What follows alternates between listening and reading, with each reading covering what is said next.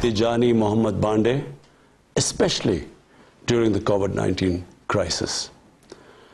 We commend the leadership of the Secretary General in these extremely turbulent times.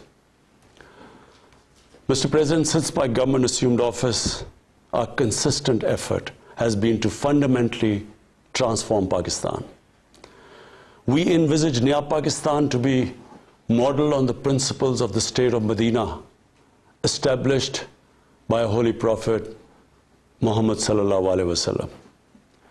A just and humane society where all government policies are directed at lifting our citizens out of poverty and creating a just and equitable dispensation. To achieve this goal, we need to have peace and stability. Thus, our foreign policy aims to have peace with our neighbors and settle disputes through dialogue. Mr. President, the 75th anniversary of the United Nations is an extremely important milestone, as this is the only body in the world that can help us achieve our goals of peace and stability in our neighborhood. This is also time for us to reflect whether, as the United Nations, we have been able to realize the promise we collectively made to our peoples. Today, the foundations of the world order, non-use of or threat of unilateral force, self-determination of peoples, the sovereign equality and territorial integrity of states, non-interference in their internal affairs, international cooperation, all these ideals are being systematically eroded. International agreements are being flouted and set aside. Renewed great power rivalries are leading to a new arms race. Conflicts are proliferating and intensifying. Military occupation, illegal annexations are suppressing the rights of human beings to self-determination. According to the respected professor Noam Chomsky, mankind is at even a greater risk than it was before the First and Second World Wars in the last century. And this is because of the threat, increased threat of nuclear war, climate change, and sadly the rise of authoritarian regimes. We must come together to prevent such a catastrophe. We believe that the driving force in international relations must be cooperation, in accordance with the principles of international law, and not confrontation and force. We all must emphatically reaffirm our support for multilateralism. Mr. President, the COVID-19 pandemic has illustrated the oneness of humanity. In our interconnected world, no one is safe unless everyone is safe. Locking down to control the pandemic has triggered the worst recession since the Great Recession in the last century. This has hit the poorest countries the hardest, as well as the poor in all the countries. In Pakistan, we realized very early on that if we imposed a strict lockdown, the type that several affluent countries had imposed, we would have more people dying of hunger than the virus. Therefore, we adopted a policy of smart lockdown. While concentrating on the hotspots, the virus hotspots, we opened up our agriculture sector immediately, and then followed it up by the construction sector, which employed most of the people. At the same time, and this is despite financial constraints, my government deployed $8 billion, unprecedented amount, for our health services, plus support the poorest and most vulnerable households with direct cash payments through SARS program, and then subsidies to the small businesses. Even though our smart lockdown was heavily criticized in the beginning, but thanks to the Almighty Allah's grace, we have not only managed to control the virus, stabilize our economy, but most importantly, we have been able to protect the poorest segment of the society from the worst fallout of the lockdown. Today, Pakistan's response is cited among the success stories in controlling and responding to the pandemic. However, we are still not out of the woods, like no country is out of the woods today. But Mr. President, it was obvious from the outset that developing countries would need fiscal space to respond to and recover from the COVID crisis. Debt relief is one of the best ways to create that fiscal space for developing countries. Therefore, in early April, I called for a global initiative on debt relief. We appreciate the G20's official debt suspension initiative and the emergency and rapid financing offered by the IMF, World Bank, Asian Development Bank, and UN agencies. This, however, is not going to be enough. The IMF has estimated that developing countries will need over $2.5 trillion to respond and recover from the crisis. The official debt suspension will need to be extended and expanded. Additional debt relief measures will also be needed. Development banks should ensure adequate financial inflows. Rich countries have generated over $10 trillion to finance their own response and recovery. They should support the creation of at least $500 billion in new special drawing rights for the developing world. Mr. President, in my address to the General Assembly last year, I had highlighted the tremendous damage that illicit financial flows from developing countries to rich countries and to offshore tax havens cause. This leads to the impoverishment of the developing nations. Money that could be used towards human development is siphoned off by corrupt elites. The loss of foreign exchange causes currency depreciation. That in turn leads to inflation and poverty. The quest for getting back these stolen resources is nearly impossible, given the cumbersome procedures. Moreover, the powerful money launderers have access to the best lawyers. And sadly, because they are the beneficiaries, there is a lack of political will in the rich countries to curb this criminal activity. Mr. President, if this phenomena is unaddressed, it will continue to accentuate the inequality between the rich and the poor nations, and eventually will spark off a bigger global crisis, a far bigger global crisis than the present migration issue poses. The rich states cannot hold forth on human rights and justice when they provide sanctuary to money launderers, to their looted wealth. There are robust anti-money laundering and anti-terror financing regimes. I call upon this Assembly to take the lead in efforts to build a global framework to stem the illicit financial flows and ensure speedy repatriation of stolen wealth. It is important to realize that the aid that flows from rich countries to the developing world is minuscule compared to the massive outflows by our corrupt elites. Mr. President, this year, I must again reiterate the threat posed to mankind due to climate change. Unprecedented fires in Australia, Siberia, California, Brazil. Unprecedented floodings in various parts of the world. Record temperatures, even in the Arctic Circle. This should make all of us worried for our future generations.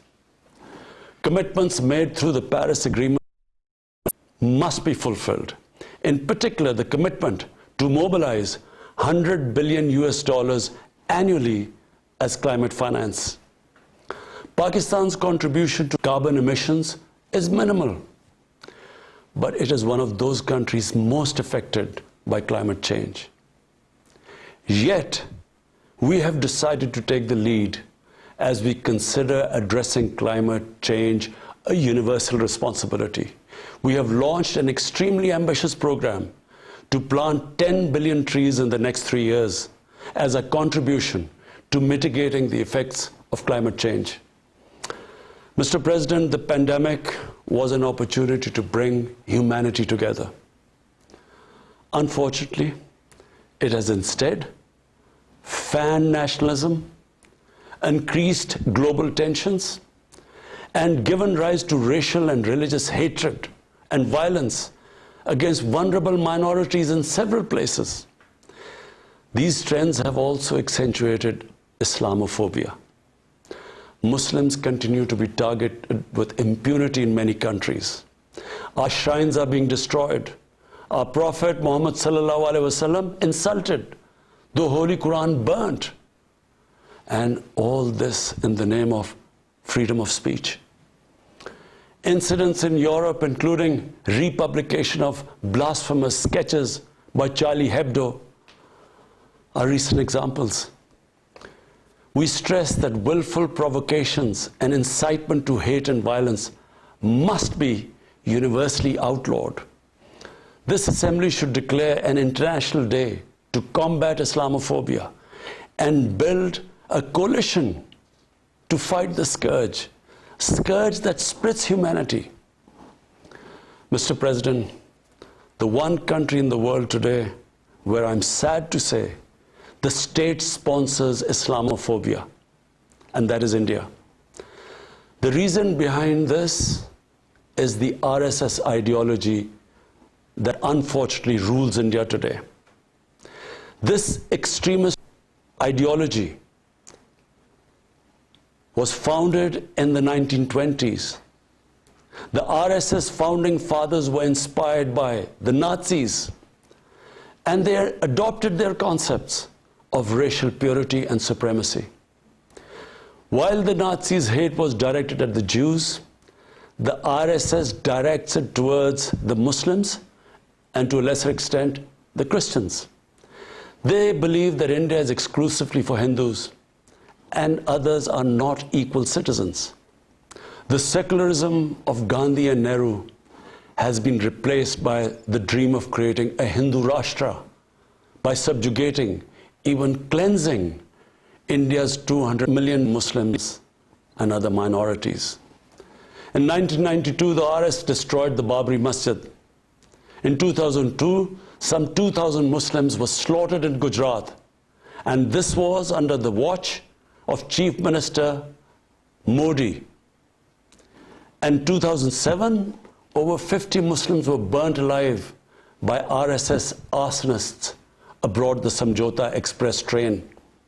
In Assam, around 2 million Muslims face the prospects of being arbitrarily stripped of their nationality through the adoption of discriminatory laws. There are reports of large concentration camps being filled by Muslim Indian citizens. Muslims were falsely blamed, vilified, and victimized for spreading the coronavirus. They were denied medical attention on many occasions. Their businesses were boycotted. Cow vigilantes attack and kill Muslims with impunity. Last February, Muslims faced targeted killings with police complicity in New Delhi. Mass registrations in the past have often been a precursor to genocide. For example, the Nuremberg laws in Germany in 1935, and then in 1982 in Myanmar. The Hindutva ideology is set to marginalize almost 300 million human beings, Muslims, Christians, and Sikhs. This is unprecedented in history, and this does not augur well for the future of India. As we all know, that marginalization of human beings leads to their radicalization. Mr. President, for over 72 years, India has illegally occupied Jammu and Kashmir, against the wishes of the Kashmiri people and in blatant violation of the resolutions of the Security Council and indeed its own commitments to the people of Kashmir. On 5th August last year, India illegally and unilaterally sought to change the status of the occupied territories and deployed additional troops, bringing the total number to 900,000, to impose a military siege on 8 million Kashmiris. All Kashmiri political leaders were incarcerated. About 13,000 Kashmiri youth were abducted and thousands tortured. A complete curfew was imposed, accompanied by a total communications blackout. Indian occupation forces have used brute force, including pellet guns against peaceful protesters, imposed collective punishments, including the destruction of entire neighborhoods, and extrajudicially murdered hundreds of innocent young Kashmiris in fake encounters, refusing even to hand over their bodies for burial. The Kashmiri media and those daring to raise their voice are being systematically harassed and intimidated through the use of draconian laws. All of this is well documented in the reports of the United Nations High Commissioner for Human Rights, communications from the Special Rapporteurs of Human Rights Council, statements from human rights and civil society organizations. The international community must investigate these grave violations and prosecute the Indian civil and military personnel involved in state terrorism and serious crimes against humanity being perpetrated, I'm sad to say, with complete impunity. The objective of this brutal campaign is to impose what the RSS-BJP regime has itself called the final solution for Jammu and Kashmir. To this end, the military siege is being followed by moves to change the demographic structure of the occupied territory. This is an attempt to obliterate the distinct Kashmiri identity in order to effect the outcome of a plebiscite envisaged in the UN Security Council resolutions. This is in violation of the UN Charter, Council resolutions, and international law, particularly the 4th Geneva Convention. Changing demographic structure of occupied territory is a war crime. Mr. President, the brave Kashmiri people will never submit to Indian occupation and oppression. Their struggle is indigenous. They are fighting for a just cause, and generation after generation have laid down their lives to rid themselves of Indian occupation. The government and people of Pakistan are committed to standing by and supporting their Kashmiri brothers and sisters in the legitimate struggle for self-determination. Mr. President, in order to divert attention from its illegal actions and atrocities in Indian-occupied Jammu and Kashmir, India is playing a dangerous game of upping the military ante against Pakistan in a nuclearized environment. Despite constant Indian provocations and ceasefire violations along the line of control and the working boundary, targeting innocent civilians, Pakistan has exercised maximum restraint. We have consistently sensitized the world community about a false flag operation, misadventure by India. My parents, Mr. President, were born in the colonial India, and I was the first generation that grew up in an independent Pakistan. I want to make it clear that any attempt by the fascist, totalitarian, RSS-led Indian government to aggress against Pakistan will be met by a nation that will fight for its freedom to the end. Mr. President, there will be no durable peace and stability in South Asia until the Jammu and Kashmir dispute is resolved on the basis of international legitimacy. Kashmir has been rightly described as a nuclear flashpoint. The Security Council must prevent a disaster conflict and secure the implementation of its own resolutions, as it did in the case of East Timor. The Council has considered the situation in Jammu and Kashmir 3 times in the past year. It must take appropriate enforcement actions. It must also take steps to protect the Kashmiris from an impending genocide by India. Pakistan has always called for a peaceful solution. To this end, India must rescind. To reach this end, India must rescind the measures it has instituted since 5th August 2019, end its military siege and other gross human rights violation, and agree to resolve the Jammu and Kashmir dispute in accordance with the relevant UN Security Council resolutions, and of course, the wishes of the people of Kashmir. Mr. President, Pakistan's desire for peace in our region is also manifest in our efforts to promote a political solution in Afghanistan. I have consistently maintained over the past 2 decades that there is no military solution to the conflict in Afghanistan. The only way forward was and is a political settlement which involves the full spectrum of Afghanistan's political actors. Pakistan fully facilitated the process that culminated in the US-Taliban peace agreement on 29 February 2020. Pakistan is deeply gratified that it has fulfilled its part of the responsibility. The Afghan leaders must now seize this historic opportunity to achieve reconciliation and restore peace in the war-torn country. Through the intra-Afghan negotiations that commenced on 12th of September, they must work out an inclusive, broad-based and comprehensive political settlement. The process must be Afghan-led and Afghan-owned, and without any interference or outside influence. Early return of Afghan refugees must be part of this political solution. After almost 2 decades of war, it is imperative not to allow spoilers within and outside Afghanistan to subvert the peace process.